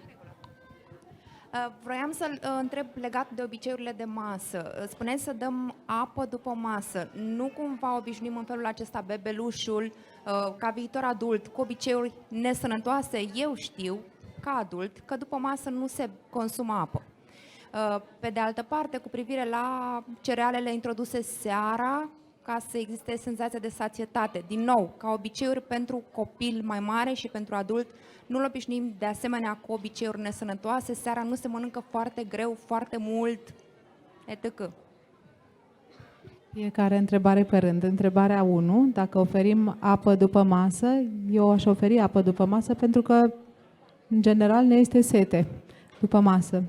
Și putem modifica eventual comportamentele alimentare, copiii pot să, sau eventual adulții mai târziu pot să respecte anumite recomandări, că apa trebuie consumată la o jumătate de oră sau după masă, însă nu poți să obligi un copil, un bebeluș, să îi spui, ok, chiar dacă ție ți este sete, ne uităm la ceas, așteptăm o jumătate de oră, nu este corect. Trebuie să le satisfacem nevoia și nu este atât de greșit să primească apă imediat. Și a doua, legată de cereale, cerealele pentru bebeluși, practic, nu sunt o masă grea, ele sunt ușor digerabile, mai ales în funcție de vârstă. Sunt cereale fără gluten sau cu gluten. Ar trebui să fie suficient de matur sistemul digestiv, că de-aia am ajuns la această etapă a diversificării, încât să nu reprezinte o dificultate pentru sistemul digestiv să le absoarbă și să le digere. Un copil sănătos nu are de ce să aibă niciun fel de dificultate, dacă nu are intoleranțe digestive, nu ar trebui să aibă o dificultate în a digera cerealele la masa de seară. Și așa cum am spus, ele, dacă mai țineți minte din schema pe care am imaginat-o, este o masă de cereale undeva la ora 7 și apoi masa de sân. Ea nu este imediat, să zicem că este la o oră și jumătate după masa de cereale, deci nu este fix înainte de a dormi. Și este suficient timp ca să se fi terminat sau să se fi produs cea mai mare parte a digestiei. Avem aici o întrebare, așteaptă o doamnă mai de mult. Ce scuze. Mulțumesc. Tot pentru mine, eu sunt, sau nu neapărat. Bună seara. Nu, noastră. În perioada de tranziție, când încercăm să scoatem mesele de noapte, ce ne recomandați să-i dăm noaptea în loc de sân sau în loc de laptele? Tocmai de asta am precizat de cereale că ele constituie un aport energetic suficient în așa fel încât să fim liniștite că totuși copilului nu este foame, ci motivul pentru care dorește să sugă noaptea este pentru că așa a fost obișnuit, așa a făcut întotdeauna. Dacă noi avem convingerea că a fost alimentat pe parcursul zilei corect, a primit și legume, a primit și fructe, a primit și cereale, a primit și sân, deci copilului nu este foame, atunci avem încredere de a încerca să îl adormim și altfel decât doar prin a-i oferi sân, de exemplu. Dar dacă nu i-am dat copilului decât masa de prânz și apoi a mai subt de încă 2 ori până a dormit, probabil că este foame și extrem de nepotrivit și de lipsit de sentimente ca să nu îl punem la sân atunci când dorește. Deci asta ar fi ideea, dar trebuie încercat alternativ, așa încât ușor să renunțăm la masa de noapte de lapte. După fruct, la cât timp putem da laptele? În condițiile în care el nu mănâncă foarte mult fruct. Se poate da imediat. Deci nu există ideea că face diverse lapte. Nu. Okay. Mulțumesc mult. Și am și eu o întrebare referitor la combinațiile pe care le facem noi, de fructe sau de legume. Dacă ele pot afecta cumva metabolismul copilului ca și pe viitor, ca și adult, adică dacă va avea o digestie lentă sau dacă îl va afecta, dacă există combinații pe care noi n-ar trebui să le facem de alimente, care, de fructe. Sau de fructe sau de alimente. De fructe mă gândesc sau de legume. Nu neapărat. Nu. N-am ceva Deci- în minte, dar mă gândesc că să nu existe combinații care nu trebuie făcute. Combinații de strict de fructe sau strict de legume între ele nu ar trebui Nu să ar aibă trebui. nicio legătură Astfel cu... încât pe viitor să îi influențeze metabolismul, nu știu, gen, v-am zis, să fie constipat ca și adult, zic. Sau să... Nu, decât dacă folosim anumite tipuri de fructe, de exemplu banane, știu și eu, în exces, doar asta, dar asta se fac văzând și făcând. Observăm alimentele care creează un disconfort și eventual le eliminăm sau le temporizăm. Însă, în mod obișnuit, este recomandat să folosim o varietate cât mai mare de fructe sau de legume, fără să ne temem că anumite combinații nu ar fi potrivite pentru copil. Da, mulțumesc. Combinația fructe și brânză, întrebarea era dacă se acceptă. Eu am încercat să sfătuiesc mămicile să folosească alimente cât mai apropiate de ceea ce mănâncă și adulții, în ideea că acest tip de comportament și ceea ce mănâncă familia va rămâne pe viitor și după un an și așa mai departe. Noi nu mâncăm de obicei fructe cu brânză și atunci nu recomand nici bebelușului să mănânce fructe cu brânză pentru că oricum are suficient calciu din lapte. Deci n-are doar combinația respectivă pentru că ni se pare mai bună, nu este o justificare suficientă. Ar trebui să le folosim, eu folosesc și recomand fructele simple ca atare pentru că gustul lor va fi brânza eventual, personal, o combin cu iaurt pentru că mâncăm de obicei, știu și o mămăliguță cu brânză și smântână și atunci o folosesc în acest tip de combinații. Deci tot timpul lucruri cât mai apropiate de ceea ce mâncăm și noi. Că ați rezistat până acum. Da. Mai avem întrebări? M-a mai întrebat cineva, nu, așa, apa plată, îmbuteliată, este suficientă și ar trebui să... E certificată și aprobată de o grămadă de autorități. Da. Nu, apă plată ca atare și eventual temperatura, probabil că o încălziți ca să se dizolve mai bine. Mulțumim foarte mult că ați fost astăzi alături de noi. Vă așteptăm și la următoarele evenimente și vă mulțumim că ați rezistat până acum. În câteva zile o să vedeți pe paginile Social Moms și Clubul Bebelușilor fotografii și informații de la acest seminar. O seară bună, la revedere!